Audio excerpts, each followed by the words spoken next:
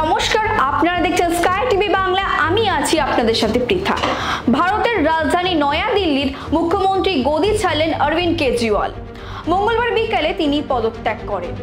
মঙ্গলবার বিকালে কেজরিওয়ালের VK সাক্সেনার সঙ্গে তার বাসভবনে আনুষ্ঠানিকভাবে পদত্যাগ ঘোষণা দেওয়ার জন্য দেখাও করেন।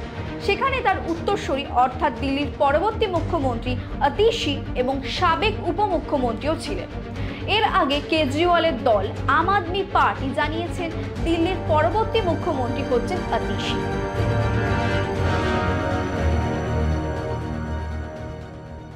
আগামী ফেব্রুয়ারিতে দিল্লির বিধানসভা নির্বাচন অনুষ্ঠিত হওয়ার কথা আছে। তার আগে পর্যন্ত দিল্লির মুখ্যমন্ত্রীর দায়িত্ব পালন করবেন আতিশি। যদিও কেজরিওয়াল আগাম নির্বাচনের আহ্বান জানিয়েছেন। দীর্ঘ 6 মাস কারাভোগ শেষে কারা মুক্তির মাত্র 2 দিন পর মুখ্যমন্ত্রীর পদ থেকে সরে দাঁড়ান ঘোষণা এবং অরবিন্দ কেজরিওয়ালের তার উত্তরসূরি হিসেবে আতিশির নাম প্রস্তুত করার পর এই বিষয়ে আম আদমি পার্টি সর্বসম্মতিক্রমে সম্মত হয়েছে। অক্সফোর্ড বিশ্ববিদ্যালয়ের প্রাক্তনী আতিশির কাছে রয়েছে শিক্ষা, পূর্ত সহ একাধিক মন্ত্রণালয়। 43 বছর বয়সের আতিশি মুখ্যমন্ত্রী হন আফগারি মামলার উপমুখ্যমন্ত্রী মনীষ সিসোদিয়ার গ্রেফতার হওয়ার পর।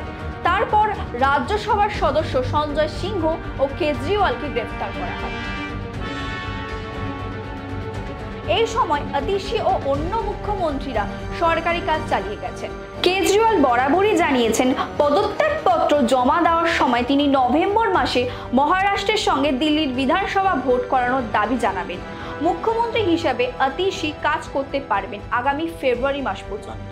বিধানসভা ভোটের শেষ হবে তখন।